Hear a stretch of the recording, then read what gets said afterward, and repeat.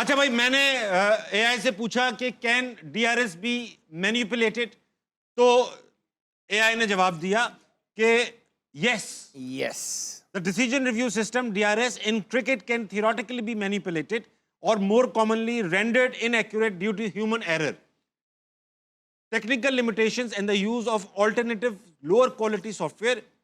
While top tier Hawkeye technology has a low error margin, critics have raised concerns about the potential for manual manipulation and the influence of broadcasters on technology, particularly in cost saving lower tier broadcast. इसका मतलब ये होगा hit मायर out नहीं था। ये हो सकता है मैनिपुलेट किया जाए, हो सकता है सचिन तेंदुलकर उस दिन आउट थे, ये हो सकता है। राशिद भाई सेमीफाइनल में आपने बात ठीक की, मैं माजरत खवाऊं लेकिन ये जो बीसीसीआई के मैं देखता हूँ, ये भी देखूंगा मैं, बाद में देखूंगा मैं, बाद में देखूंगा ऑडियंस में कौन है। हाँ, अस्सलाम वालेकुम जनाब। जी वालेकुम अस्सलाम। क्या नाम है आपका? शुएब अकबर सर। शुएब अब्बास भाई, क्या सवाल है आपका? जी जी, मेरा राशिद भाई से सवाल है कि जिस तरह हमारे खिलाड़ियों ने अच्छा परफॉर्म नहीं किया, ठीक है, इसके ऊपर कोई है, कोई इस तरह का रोल कोई है कि पाबंदी लग सके क्रिकेट के ऊपर, मतलब जो खिलाड़ी ने अच्छा परफॉर्म नहीं किया? राशिद भाई, ऐसा तो नहीं हो सकता कि हारने के बाद पाबंदी लग जाए? नहीं, पाबंदी क्यों लग जाए? जुर्म थोड़ी किया है, हारना मना है बस। पाबंदी वहाँ लगी जहाँ लिखा होता है जीतना मना है, वहाँ पाबंदी। हो गहरी बात। नहीं बेटा, पाबंदी क्यों लगेगी? हार इन्होंने असल में देखे इतने पाकिस्तानियों के दिल तोड़े हैं, तो वो इस तरह का रोल होना चाहिए ना कि आपका नहीं लग रहा कि आपका टूटा हुआ है? दो फोन रखे हुए आपने उसके अंदर, ये रुमाल फेंका हुआ है, आपका तो दिल नहीं टूटा लग रहा मुझे। नहीं, वो तो ठीक है। आपका तो बल्कि लगता है नया जुड़ा है दिल। तो असल हिम्मत करके आए ना, अपनी हिम्मत बढ़ा के आए, फिर भी हम क्रिकेट को सपोर्ट कर रहे हैं। नहीं यार, ऐसा जुर्म नहीं है दिल तोड़ना, मतलब ये कुछ ना कुछ तो होना चाहिए ना। वैसे ड्रॉप हो जाते हैं ना, ड्रॉप हो जाते हैं, 3 से ड्रॉप होना चाहिए है, मगर वो भी नहीं होते, वो भी नहीं होते राशिद भाई। 2 वर्ल्ड कप, 3 वर्ल्ड कप हो रहे हैं। तो ये सारा जो आप फ्रस्ट्रेशन देख रहे हैं ना, वो यही है कि अकाउंटेबिलिटी नहीं होती। हाँ, बस हर दफ़ा एक डिस्ट्रैक्शन भेज दी जाती है कि कभी उसने हाथ नहीं मिलाया तो कभी प्लेयर को फाइन हो गया, इससे कोई फर्क नहीं पड़ेगा। कोई फर्क नहीं पड़ेगा, कुछ बेहतरी नहीं आएगी इन छोटी चीजों से।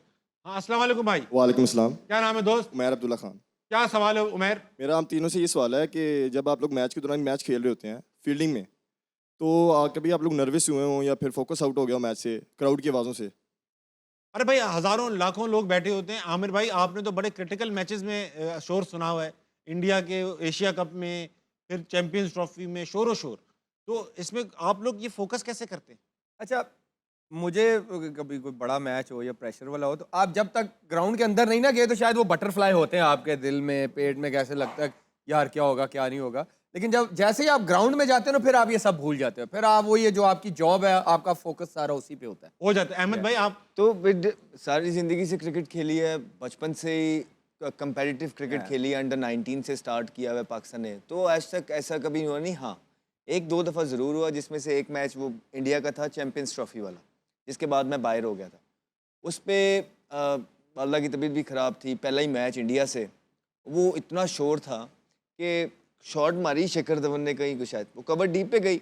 अब मैं वापस अपनी जगह पे जा रहा था पॉइंट पे ना, चलते चलते वो थ्रो गलत कर दी, शायद हसन अली था, कौन था वो, सैफी से पकड़ी नहीं कि वो मेरे पास आ गई और मेरा मुंह उस तरफ था। अब चीखें पड़ने लग गई ना कि आवाज़ तो आ ही नहीं रही थी, तो मैंने देखा ये किसको पड़ रही हैं, तो वो मुझे ही पड़ रही थी, तो बॉल मेरे साथ से गुजर रहा। अब इवेंचुअली गलती तो मेरी है कि जब तक बॉल फिनिश ना अब इंसान के ग्लव्स में फिनिश हो जाए, तो अब गलती मेरी है, लेकिन गलती उनकी भी है कि सीधा बॉल है विकेट कीपर के हाथ में भी दे देना तू। खैर वो ना 2-3 रन हो गए, और वो वहाँ, और फिर अवाम का प्रेशर, अवाम का क्राउड का प्रेशर, और आवाज़ें जो थी फुल हाउस, जो आवाज़ें थी वहाँ पे ना एकदम मैं पिलाओ, मैं कहिए क्या पूरा, और वो शुरू में ही हुआ था दूसरे-तीसरे ओवर के अंदर, और फॉर्म भी नीचे, मतलब ऐसा कोई परफॉर्मेंस हर चीज़ खराब चल रही। तो जब ये सारी चीजें अगेंस्ट चल रही होती है ना, फिर ये जो प्रेशर था, वो 50 ओवर में पे प्रेशर रहा फील्डिंग करते हुए, और वो एक पहला मैच था जिंदगी में जिसमें मैं, हालांकि ये कहना चाहिए, जब आप ये कहते हैं ना कि बॉल मेरे पास ना आए, बॉल आप ही के पास आता है, बॉल आपको एक्सपोज करता है, आपको कहना चाहिए ओके आई एम हियर, मैं रेडी हूँ, चाहे जितना मर्जी। लेकिन उस मैच के अंदर मेरा ये था कि यार मैं किसी तरह ये 50 ओवर ना गुजर जाए मेरे, छुप जाऊं मैं बैटिंग करने गया, बैटिंग करते तक वो मेरे पे प्रेशर मौजूद था, और जिस तरह मैं खेल रहा था, I think one of the worst inning I played वो मैच में, जो अगेंस्ट इंडिया थी, बड़ी गंदे तरीके से मैं खेला, और मेरा कॉन्फिडेंस बिल्कुल डाउन था, मैं थ्रू आउट अंडर प्रेशर रहा। तो होता है बड़े मैच के अंदर, ये जो भारत की हम बात करते हैं ना, it's a battle of nerve, लेकिन आपको सिखाती हैं चीज़ें, कोई एक्सपीरियंस आपके बनते हैं क्या। वो एक मैच था जिसमें मैं कह सकता हूँ कि मैं प्रेशर की वजह से वो मैच गंदा खेला। राशिद भाई, आपने तो बड़े बड़े बंगलोर का वो जो क्वार्टर फाइनल है, सारे मैच से पहले से आमिर ने कहा आपको पहले ओवर तक ही होता है थोड़ा सा ना, उसके बाद nervous नॉर्मलाइज होते हो हैं। जाता है। हाँ, नर्वस होते हैं कि अपनी परफॉर्मेंस होती है और फिर आप विजुअलाइज कर चुके होते हैं यार मैच में मुझे क्या करना है, और फिर ओकेजन ढूंढते हैं। ये बड़े मैच तो ओकेजन है आपके ना, आपको स्टार बनाने के लिए, सही बात। अच्छी परफॉर्मेंस देने के लिए। बेंगलोर में तो आवाज़ ही, जैसे ये लोग बता रहे हैं ना, वो तो बिल्कुल आवाज़ आती है। 75,000 थे वहाँ पे, और अहमद भाई, जो आप मैच की बात, ओपनिंग शुरू हुई तो साउंड ही नहीं, मतलब हम पॉइंट पे अगर थर्ड स्लिप में इंजमाम को भी आवाज़ दे रहा हूँ, आवाज़ नहीं जाती थी, बहुत आवाज़। तो फिर क्या इशारों से बताते थे? नहीं फिर ऐसे ही हाँ एक दूसरे कप्तान की तरफ देखना पड़ता है ना फिर आपको ऐसे मैच। अच्छा अहमद भाई, वो एजबेस्टन वाला जो मैच था, आप जब आउट होके गए तो बाबर अंदर आ रहे थे, तो आपने बाहर जाते हुए उन्हें कुछ बोला? नहीं बेचारा, उस मैच में ये लोग अच्छा खेले, इस मैच में नहीं, फिर उसके टूर्नामेंट सारे में गंदा खेले थे। हाँ, बाबर ने उसमें 8 रन बनाए थे। उसमें सब गंदा खेले थे, बाहर मैं हो गया था। लेकिन अच्छा ही हुआ, क्योंकि मैं जब बाहर हुआ था तो उस मैच के फाइनल में जो है ना, फ़खर जमान ने सेंचुरी की, बेशक। और वो मैच विनिंग सेंचुरी थी। हाँ। तो वो मेरी उस टाइम पे ओडीआई पे फॉर्म भी ऊपर नीचे थी, वो चाह भी रहे थे कि मैं बाहर हो जाऊं, तो लेकिन ये फ़ायदा ज़रूर हो गया कि जब मैं बाहर हुआ, तो फ़खर ने पाकिस्तान मुझे चैंपियंस रिप्लेस ट्रॉफी किया, जीता। और वो फाइनल के अंदर इंडिया के अगेंस्ट फ़खर जमान ने सेंचुरी करके पाकिस्तान को मैच जितवाया। So it was justified. अच्छा हो गया भाई। हॉल ऑफ फेम की बारी आई, दूसरी तस्वीर लगाई जाएगी। दूसरी तस्वीर हॉल ऑफ फेम की ये रही, वो साबिक क्रिकेटर वकार यूनिस।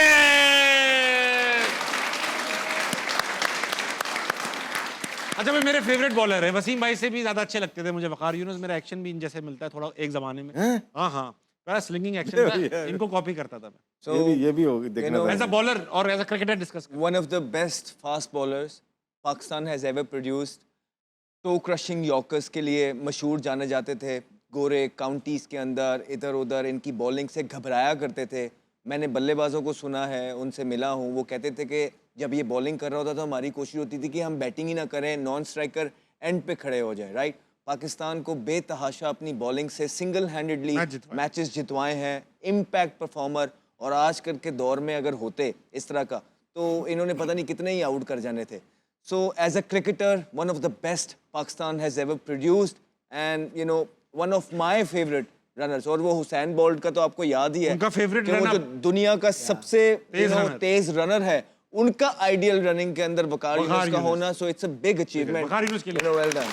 राशिद भाई, विकी, यार हम तो यूबीएल के साथ ही खेले, एक ही ग्रुप था। 91 में जब खेले, बहुत तेज था ये तो। बहुत तेज थी। तेज का ये था कि फ्लक्चुएट नहीं करती थी इसकी स्पीड। अगर 150 पे तो पूरा ओवर 150 पे ही करेगा। शुएब अख्तर में और और वकार यूनुस में प्राइम की बात कर रहा हूँ। प्राइम में शुएब वकार- तो तेज था ना सबसे। हाँ। लेकिन ये 150 मारते होंगे विकी भाई? बैक की इंजरी के बाद ना, 92 के वर्ल्ड कप से पहले इंजरी आ गई थी। हाँ। उसके बाद अपनी पेस फिर भी इसकी 150 थी, लेकिन उससे पहले जो डोमेस्टिक में कीपिंग की, ये जाता था 155 158 जाता था। अच्छा। और ये नहीं है कि 2 बॉल स्लो कर दिए, सारे के सारे बॉल तेज करेगा, और 5-6 ओवर का स्पेल पूरा का पूरा वैसे ही करके जाता। जब कप्तान थे एज अ कैप्टन ही बहुत बॉलिंग में बहुत परफॉर्मेंस की, सबसे ज्यादा विकेट्स, स्विंग शुरू कर दी और जबकि एज बिल्कुल वहाँ पे इंग्लैंड छोड़ने में वाले थे। 6 आउट किए थे एक साथ, 7 आउट किए, 6 आउट। ऑस्ट्रेलिया के खिलाफ नॉटिंघम में 6 आउट किए थे, जी और मुझे याद है, बर्मिंघम में आपने 7 जो आउट मार्क किए थे। होगा कैच भी बड़ा बेहतरीन पकड़ा था।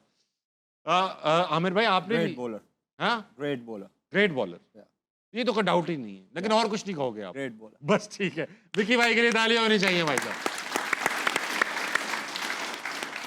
अच्छा, कल की प्रेडिक्शंस लूंगा आपसे मैं। कल सेमीफाइनल खेला जा रहा है, New Zealand versus south Africa. New Zealand versus south Africa. दोनों ही बहुत जबरदस्त टीम है, लेकिन करंट देखते हुए ना, मुझे लगता है कि साउथ अफ्रीका ले जाएगा ये मैच। ले जाएगा। राशिद भाई, साउथ अफ्रीका, न्यूजीलैंड की तरफ हूँ। आप न्यूजीलैंड की तरफ झूल रहे। आमिर भाई, यार, आप कहाँ मेरी- झूल रहे? मेरी फेवरेट टीम है साउथ अफ्रीका, लेकिन ईडन गार्डन में मैच है, ईडन गार्डन में। मुझे लगता है न्यूजीलैंड ले जाएगा। क्यों? मुझे लगता है पता नहीं। उनकी जो है ना, एक तो बॉलिंग मुझे लगता है वहाँ के हिसाब से तगड़ी है, और जो उनकी साउथ अफ्रीका की बॉलिंग है, मुझे लगता है उनके जो टॉप 3 है वो बहुत अच्छा टैकल कर सकते हैं। Finn Allen, Tim Seifert, Ravindra, क्योंकि वो बाउंस को बहुत लाइक करते हाँ हैं। हाँ हाँ। तो मुझे लगता है कि न्यूजीलैंड, हालांकि मैं चाहता नहीं कि साउथ अफ्रीका बाहर हो, Analysis है मेरी आप, फेवरेट है, analysis लेकिन है। राशिद भाई, अच्छा एनालिसिस है। ईडन गार्डन के अंदर they will get pace and bounce. Rabada your rip through, Rabada नहीं छोड़ेगा। अच्छा भाई, अब ऐसा है, दोनों बाबाओं में जंग लग चुकी है, वो न्यूजीलैंड, वो साउथ अफ्रीका।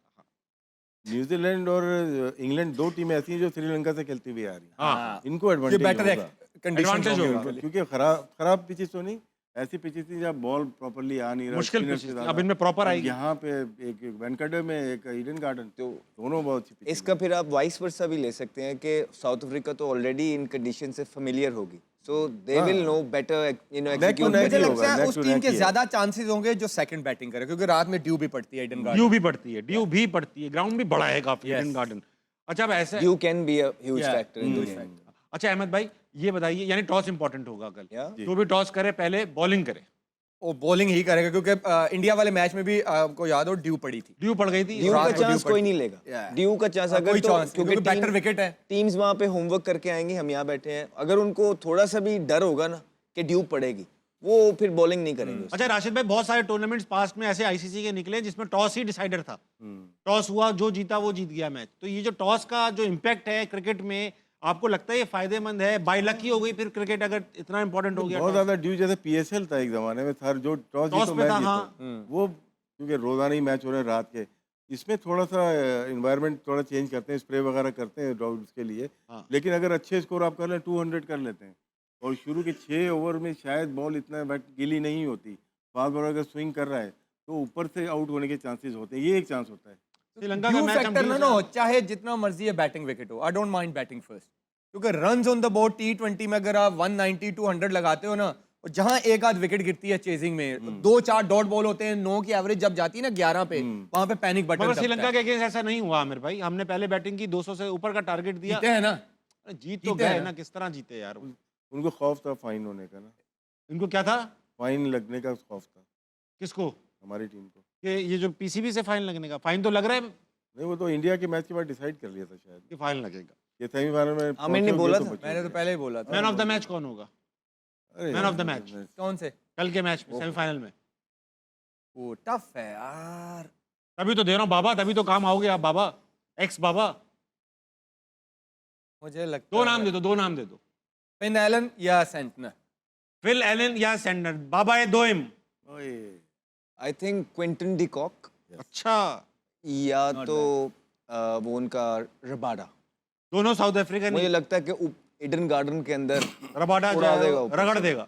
उसका बॉल यहाँ से कैरी होना है, आप सही देखिए। बात, सही बात। आउट स्विंग होता है ना बीच में से यूं जा फिन रहा है। एलन या डिकॉक। फिल एलन, आपने दोनों का एक उठा लिया और दे दिया। वेरी गुड राशिद भाई, आप बहुत शरारती। नहीं, आपने टीम एक अपनी टीम का देना। नहीं, एक दिया ना फिन एलन नहीं, दिया नहीं, ना। दूसरी टीम का नहीं दे सकते ना। अच्छा, दूसरी। अपनी टीम जो सेलेक्ट किया उसी में से दो दोनों से player उठा दे के नहीं दे रहा आप। एक तो मैंने भी फिन एलन का। Matt Henry. मैट हेनरी, अच्छी चॉइस, अच्छी चॉइस। हेनरी वहां पे ज्यादा अच्छी चॉइस होता जिसमें विकेट से मूवमेंट मिलता। वहां पे विकेट में मूवमेंट नहीं है, स्विंग मौजूद है, bounce सजेशन मांग ही मौजूद नहीं है। रहे आप। वो अभी से जिसवा रहा है ना। नहीं नहीं, मैं ऐसे थोड़ा, ठीक है। वो सीम बॉलर है, वो आके ना यूं बॉल उसकी सी पता नहीं लगता अंदर बाहर, उसने नहीं एक चीज, पहले सिर्फ आउट स्विंग बॉलर था, अब वो अब वो wobble seam स्क्रैम्बल करता है, wobbly बॉबल करता है। सीम करता है। वो वहां पे ज्यादा इफेक्टिव है जहां पिच से मिल रहा है। और Eden Garden it's a very true pitch, but they have pace and bounce. आपने खेला ईडन गार्डन में? या खेला है खेला ना? है, मैंने भी वहां पे पेस है और स्विंग मौजूद है बाउंस के साथ, तो वहां पे रबाडा की जो है ना रबाडा तो ज्यादा- बहुत कमाटा कर देगा। यानसन। यानसन, अब